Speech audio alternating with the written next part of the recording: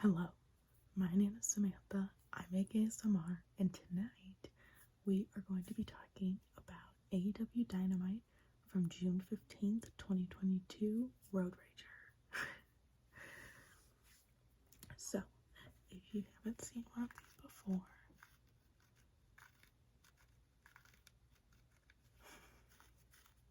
that's so cute. My friend made this for me from forever ago. But if you haven't seen one of these before, I break down the latest episode of AEW, and I talk a lot about storyline and outfits and not a whole bunch about the wrestling. So if you're looking for a real technical breakdown, maybe isn't for you. But that's okay. We're just here to have some fun.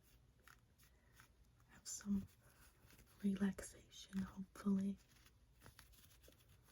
So, I think I'm going to start with a little disclaimer.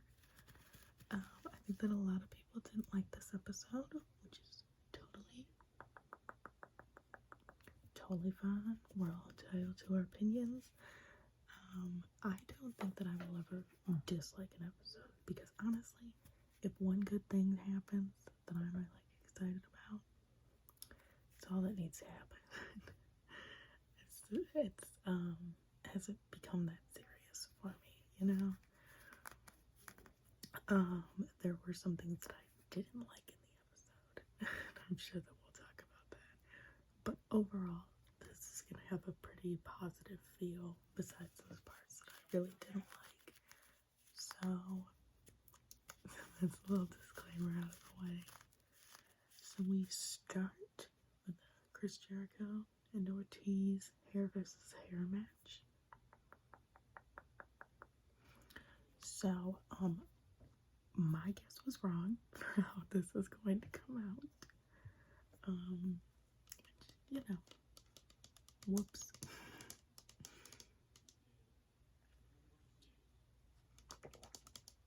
And that's okay. William Regal is on commentary. Well, he doesn't talk a whole bunch in this match. I don't think he had a lot of room to talk. Just because they were kind of trying to get some exposition-y type of things out, you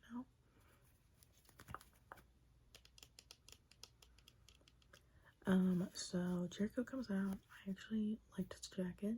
It had big chunky fringe, whoosh, hanging. Very Young Bucks-esque, if I am allowed to say that. Besides that, did not like Jake Hager's outfit. So sorry, but that's also not out of the norm. Angelo Parker, cool hand Angelo Parker. I liked his outfit. He usually dresses pretty good. It's the same outfit as usual, just his colors went together really nicely. Ortiz had the face paint. Yes. So sick. Loved. So if one of them loses, they have to get their head shaved. Spoiler, I thought that Jericho was gonna get his head shaved. That was unfortunately not correct. So on the side they have a little barber chair, and they have a little barber who's going to shave their head. So they end up fighting into the barber chair, and Ortiz is like punching him. And then Chris gets up and then takes like 2 steps and then just falls flat on his face. My dad thought that was hilarious. Which I also did. A very funny, cute little gag, you know? But my dad popped. He thought that was so funny. They have a failed Hurricane Rana attempt. Jericho tries a Hurricane Rana. Ortiz, so they like put their legs right here and then flip them. And Ortiz just has them like drop to the floor. And then Ortiz just kind of like jumps on him, but jumps like this. That made me laugh there's a lot of kind of very cute moments in this. Picture in picture, Jericho does a delayed suplex on Ortiz, and I always think that those are the sickest things in the world. So that was really cool. They come back. Eddie would come out with ringside, with Ortiz, and then no, obviously all of the Jericho Appreciation Society is there. So we go back to Angelo Parker, and Eddie and Angelo are losing it. like Eddie's like, come on, like, yes, Ortiz, like banging on the mat, and Angelo's just like jumping up and down, like they seemed really into it. I kind of loved it. So of course there are shenanigans. So Wheeler, Yuta, and Santana come in to kind of even the odds, give them a real fighting chance. So Eddie runs in while there's a whole thing, and the ref's back is turned, and Eddie punches. Sorry. And Eddie punches Jericho, and then Ortiz tries to cover, but Jericho, very last second, gets that shoulder up, and then again the ref's back is turned, and Fuego del Sol runs in with a bat and hits Ortiz, and then Jericho gets the pin, so Ortiz has to shave his head. As they are walking back with Fuego, you're like, why would Fuego do that? That was so annoying. Usually he's like fun, you know. He takes off his mask, and Sammy Guevara back from his engagement. And that just, it was a good reveal. Was it a reveal that I wanted? Maybe not, but that's okay. It doesn't all have to be for me. I really thought that Jericho was getting his head shaved, and I was prepared for that, but no. Excuse me. That's okay. So then Eddie grabs the mic, is tugging his stuff, and Ortiz begins cutting off his hair and then shaving his head, and Eddie goes, "You talk now," and Ortiz just goes, "Blood and guts, blood and guts, blood and guts, blood and guts," over and over again, while he shaves his head. So if you didn't know, they're gonna be fighting at Blood and Guts. But so that was the first match.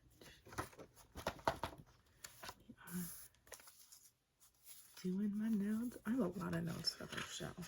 I have even more to say too. So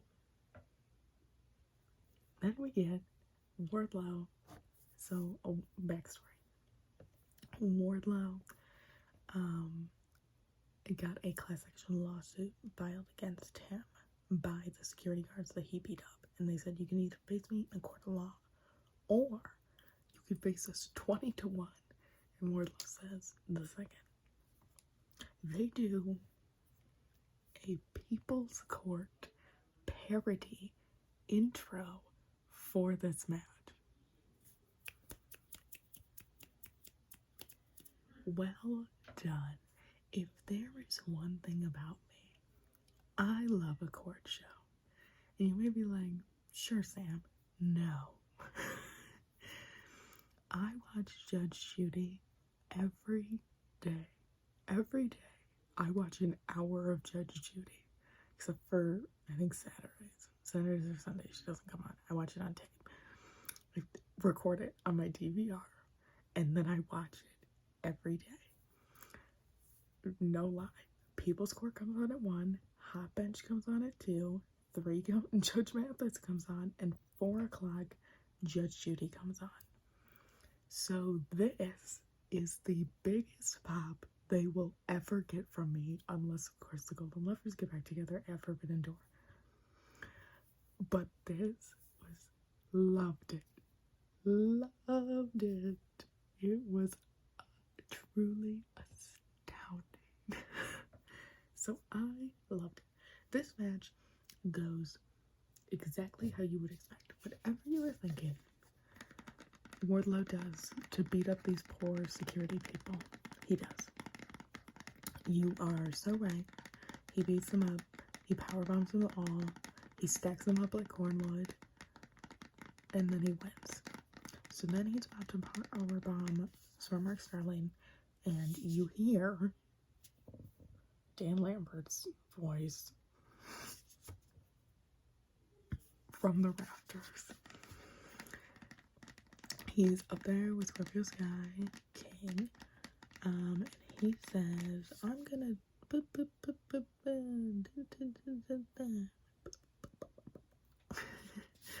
and he goes, I'm gonna send 2 members of American Top Team to come and get you. And so 2 dudes from out of the crowd walk out, and they go up to go and fight Wardlow. And Wardlow picks up the mic. He gets to talk. I'm loving Wardlow getting to talk. It's like a real redemption story. Like, I love it. He said, y'all are from St. Louis. I'm paraphrasing. I don't know if Wardlow said y'all or not. Y'all are from St. Louis. And they go, yep. He goes, well, I'm also from a working class family of Midwesterners. And I don't think that we should fight. And I was like, this I can get behind. Midwestern Alliance. And they just don't fight. And then they throw Smart Mark Sterling at him, and he power bombs Smart Mark Sterling. And then the segment is over. And that's hilarious. Hilarious. So then we have Dax Harwood and Will Ospreay. I need another drink. I would like to take this time to just remind you all that I think that is it okay if I touch your face? Thank you. That I think the FTR song slaps. That is such a banger. Every time it comes on, I'm like, okay, here we go. And I didn't even used to like FTR, but honestly, the rebrand made me change my mind. They're like, I'm like, here they come. Wow. Will Ospreay's outfit is ridiculous. So sorry. I need my hands for this. Will Ospreay's outfit has feathers and fur, like on the shoulders and then on the cuffs. It's this huge jacket.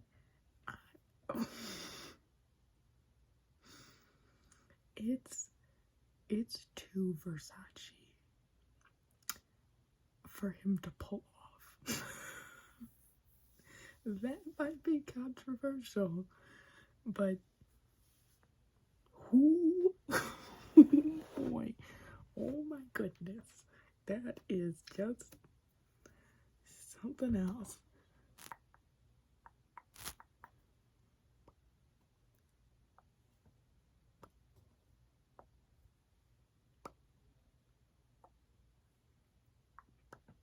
So we get the match started, and this was honestly a fun match, I think.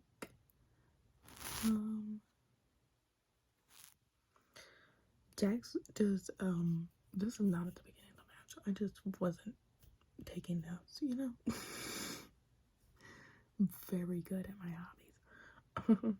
Jax ends up doing 5 German suplexes on Ospreay in a row.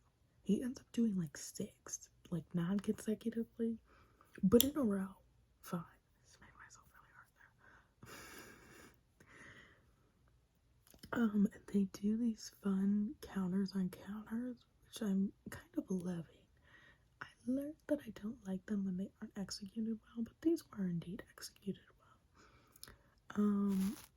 Will ends up winning, which none of the people that I want to win have ended up winning besides Wardlow, but that was almost a foregone conclusion. So we're 0 for 2 so far, which is a little disappointing. I wonder if that's why a lot of people didn't like this show too. People who didn't really want to win were winning. Just a thought. Then United Empire comes out to jump Dax, and 2 of the members of United Empires are wearing the worst fitting white t-shirts I've ever seen. They're like oversized to the point where the sleeves like down here. I don't know if that was a conscious choice or they decided they didn't want to be shirtless but didn't bring a shirt, so they had to borrow one from like Mark Henry, but they did not fit them.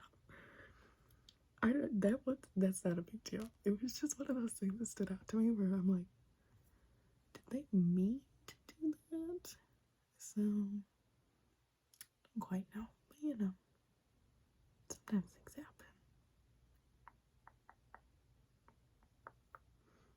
happen. So then Roppongi Vice come out to make the save with Cash.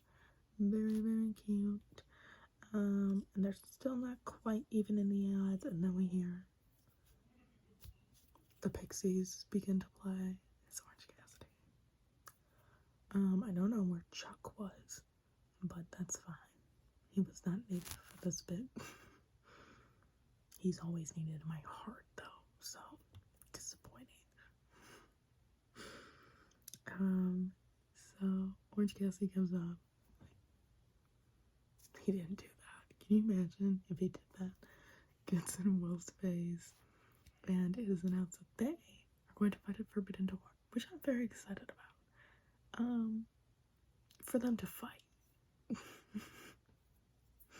I want to see Orange Cassidy punch him in the face. I'm so sorry. Anyway, can you tell that it's late? The filter is really going on. They do a Jon Moxley and Hiroshi Tanahashi promo video where they give you a little bit more backstory about kind of their history together, which I think is very useful. They were during the Dax and I think it was the Dax and Ospreay match. Excalibur was trying to do so much exposition dump, and bless him for it. But I think it's just one of those things where AEW just has to assume that you know it. Because he's trying to explain all the letters and everything, which is very nice. But I think that AEW is just like, we hope that they know it. That would be good. So, after commercial, we come back, and now Mox and Tanahashi are going to have a face-to-face. So Mox comes out, does his whole entrance, and then Tanahashi comes out and does this little spin. I was like, okay, well, I'm gonna root for him. Like, I love Mox. I'm reading his autobiography. Great. I'm more than halfway through. I finally have time to read again. But, like, he did a little spin. Who am I gonna root for? The guy that did a little spin? Or the guy that did it? So I'm obsessed with him. He is the ace of New Japan Pro Wrestling. Moxley does a good job kind of hammering that in, so that's not a surprise because he's talking, and Tanahashi grabs the mic, and Jon Moxley goes, "No, when I'm done with you, I am going to be the ace." And then Tanahashi grabs the mic, and you're like, yay, he gets to talk. But then, to put this down again, then you hear Judas begin to play. And out comes Jericho with Ty and Sammy. And you're like, what is this? So I'm going to go through it, and then I'm going to share my opinions. So, he comes out with Ty and Sammy. Tanahashi, in English, says, Jericho, shut up. Hilarious. Biggest pop. Great. Then, the rest of the Jericho Appreciation Society comes out from the tunnels, but from behind, Lance Archer and Desperado come out. And they start attacking Mox and Tanahashi. Jericho is apparently mad because he wasn't here last week, and then the match would have been his because he would have been in the Battle Royale and then he would have defeated Moxley. They then make their way to the ring, Ty, Sammy, and Jericho, while they're still beating up on Mox and Tanahashi. And they go, the newest members of the Jericho Appreciation Society, Ty Conti and Sammy Guevara, and Ty and Sammy make out. I have to interject here, and then I'll finish talking about what happened and then give my opinion. But yeah, we know 2 segments ago, Sammy hit Ortiz with a bat so that you could win the match.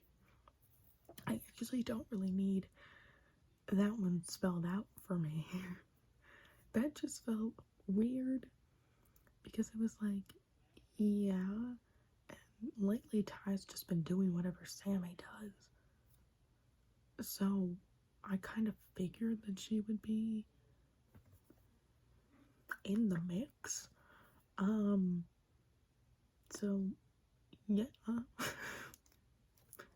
I actually used my context clues to figure that one out. So then, he announces that Wheeler Yuta, Shota, who's in New Japan, I assume, because I'm not familiar with them, and Eddie are going to verse Jericho, Sammy, and Minoru Suzuki, who's also from New Japan, but we've seen him a few times in AEW. At Forbidden Door in a 3 versus 3. Does that mean versus? Versus match. And then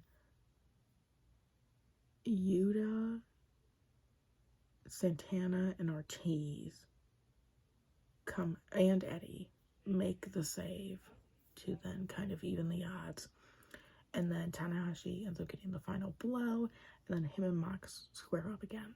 Because in case you forgot, this segment was about Tanahashi and Moxley's match. So here's my problem with this. Why was this put in here instead of being put in like after we came back from commercial, from announcing that, you know, it's not Fuego del Sol, it's actually Sammy, and then him shaving his head? Like, why didn't we come back to Jericho having control over the ring and then being like, also, this other thing is happening?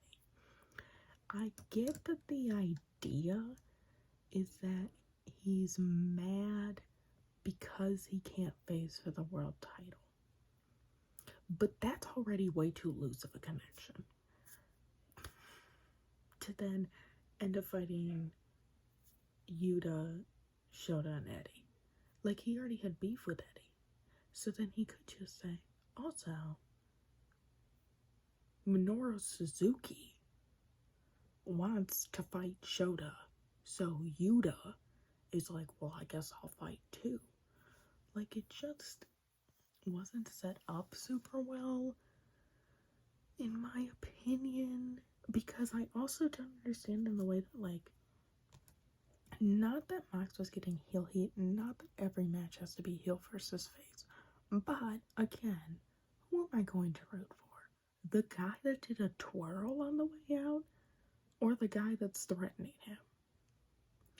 So it felt like they were kind of trying to get a little bit of heat between them for a match, and I was like getting it. I was like, okay, Mox has been chasing Tanahashi this entire time for like the past few years before he came to AEW. Like, there's a history here, and then we interrupted that history to then talk about something that I don't feel was that well connected.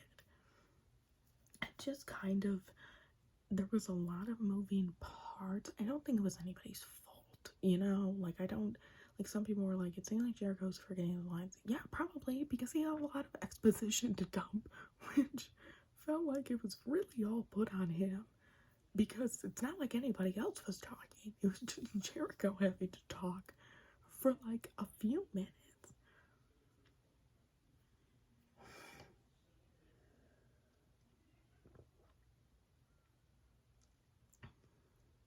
It just was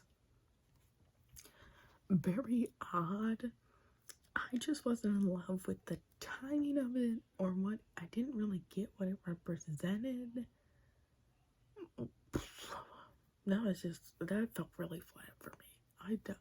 What I would have done was have us go to commercial, come back, Jericho's in the ring. It's security's holding Eddie back. Doesn't matter. Eddie can be gone. Eddie and Ortiz gone. Jericho's in the ring, says these are our newest members, Sammy and Ty. They make out because they have to do that, I guess. And then he goes, also, here's Desperado and Lance Archer. They are on loan from Minoru Suzuki. Minoru wants to call out Shota. And then, once Shota's name is heard, then Yuta comes out and is like, well, I'm not gonna let Shota fight alone, so I'll help. And I don't even know if Yuta has been doing the most, so I don't even know if he's in America right now. But I don't know. Cut to a video, and then maybe have Eddie come in and be like, and I still want to kick your butt, Jericho. So it's on. And that would have made more narrative sense to me than interrupting a promo for the main event. Like, that needs dedicated promo time, in my opinion. So, anyway. But that's okay. It's not that serious. It's just wrestling. It's supposed to be fun. So, we end up cutting, because believe it or not, we're not at a commercial yet. We cut to a Darby and Bobby Fish promo where Darby talks about how he's mad at, I thought that Kyle broke Sting's ankle, but I guess it was Bobby. So, but they're gonna fight, I think, next week, or on Rampage. I don't know. Sorry, bad at my hobbies. So, then we come back, and Tony is doing a little call out to Britt. She says, you're obviously really smart, but not that smart. And it's like, get her, queen. And then we have a match that I was very excited about, which is Ollie, Ethan Page versus Miro for the All Atlantic Championship bracket. Thought this was great. Miro is wearing shorts that have a panel on the side that is burgundy and bedazzled. Gorgeous. Sick. She's like, it's out of his usual color palette. Usually he's very red, gold, green. This was burgundy. It was very interesting. So it matched Ethan Page's typical kind of burgundy color. They started, and Ethan is just going in and out of the ring. Just in and out. Talking to Dan. And that obviously got on Miro's nerves, and then Miro lost some ground.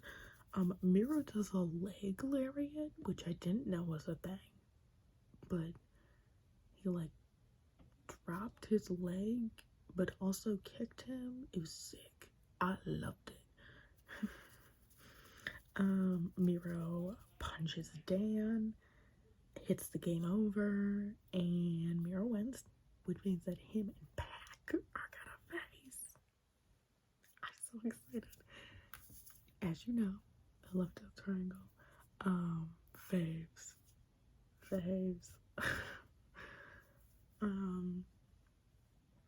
I don't have a lot to say about this match because honestly, I'm still reeling from the last segment. I didn't get it. But anyway, again, moving on. So sorry. I just can't stop thinking about it, apparently. So then we have a Dante promo. Dante Martin, because he's apparently going to verse John Moxley again at some point. I don't even know if they said. They probably did. I just wasn't listening close enough. So he's talking. He's like, you know what? I'm tired of talking about potential. This is going to be my match. Like, this is really it. And then Matt Sydal is there to back him up. Back him up, babe. And then we transition into the Britt Baker and Toni Storm match. I was also pretty excited for this. I am beginning to get a little disillusioned to the women's division, but then I'll tell you later that they do something that made me really excited. So it's a very kind of hard thing to deal with, because I feel like the men's division can have these matches that like kind of don't matter, that just like go to the win score, and they're still exciting because they still kind of give you some backstory or some build. And this one is just like, oh, like Britt and Toni are fighting because Britt's the bad guy and Tony's the good guy. And it's kind of frustrating because I thought it was a really interesting match. Like, I thought it was super interesting, but it just felt like the crowd still wasn't quite into it, and it still felt like we were confused, and that just, it's just disappointing, and I don't really know how to fix that, you know? But Britt's in her pink gear, love, super cute. Toni kind of does this thing where she goes in the ring and then Britt gets on the apron and then she goes out super quick and pulls Britt's leg out from under her. I thought that was super interesting and like innovative. Of course, Jamie Hayter and Rebel are on the outside, kind of making things uneven. So Thunder Rosa comes out. Yeah. And she kind of tries to even the odds. She chases Jamie Hayter away. And then Toni hits I don't know what it's called. I'm going to call it a butt bump. Where she goes into Britt's head with her butt in the corner. Like a hip check. And they try and get her up, and Britt's like acting like she's got concussed, like truly, and she's kind of like walking around and got jelly legs. And then Toni kind of goes down to like see what she's like, and she like traps her and she rolls her over, and like truly you could tell that the audience thought that she was hurt. So it was a really cool like fake out playing possum type thing. But Toni does end up winning, which is very exciting. And Thunder Rosa comes out and like holds the belt up. It's like, you. So I think that it helped build Toni and Thunder Rosa's storyline. So I guess I take back what I said a little bit before. It's just that we're so used to Britt Baker being in a starring role that seeing her relegated to building somebody else's storyline is kind of odd. So maybe that's what. I had a problem, not like a problem with, but I had trouble understanding. So then we cut to Stokely, who's Jade's PR manager, in the back, who's talking about an open challenge, and Willow comes out, and Ray goes, Willow! He goes, oh my gosh, I love your look. Yes, you can be a baddie. She's like, no, I'm here for the open challenge. And he's like, ugh, fine. So they're gonna fight. I'm so excited. I think that is going to be just wonderful. I love Willow. I'm very excited to see her get more TV time. Then we have Hangman come out. He's doing a little thing. He says, you know, I did not think that Jay White was going to have the title, but I still want a challenge for the IWGP title. Oh my gosh, I had to sneeze a little bit, so hopefully I do not.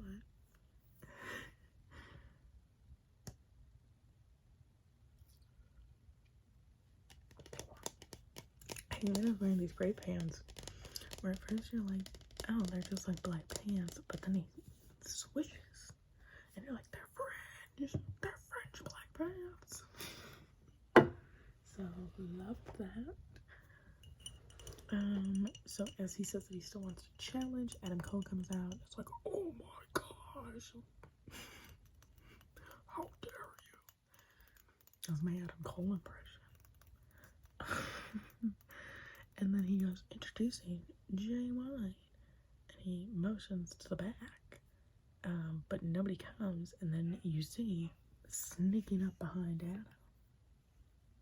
Hangman Adam, not Cole. He then, you know, like punches him or something, you know. And it's like, you actually won't get challenged for this title. Why would I want to challenge you for the title? I'm so much better than you. And then Adam Cole goes, yeah, bestie. And then Jay White goes, also, you're not going to get the challenge for the title. And Adam Cole's like, what? That's so sad, bro. The only thing that I would change was Jay White is just in like Puma track pants, which I don't know if I were making like my first return to AEW in a while, maybe I would have put on like jeans. I don't know what Jay White usually wears, so maybe that's a completely fine outfit for him. Just it was like, is it? Look like you just got off the plane, which you probably did, but like, you look like you just got off the plane, bud. So then we get the main event, which is the Young Bucks versus Jurassic Express. It is a ladder match. It was originally going to be a three-way ladder match featuring the Hardys, but as I'm sure you already know, Jeff Hardy ran into some trouble, and that is all that I'm going to say about it. If I read anything bad in the comments about it, I'm deleting it, because he doesn't need that right now. So, Jurassic comes out in all white gear. It's kind of a serve. Like, except for Christian. When I say Jurassic Express, I just mean Luchasaurus and Jungle Boy. They came out in all white gear. The Young Bucks had come out in their California gear, which I also like, but I saw that like a week ago. So, but it's also a serve. I kind of like it, but I liked it more in California, and they were in St. Louis. So, they do. Matt takes this Hurricane Rana and then does like a double flip in the air and lands onto a table. So sick. So sick. Oh my gosh. I was like, wow. They replayed it. That's how sick you know it was.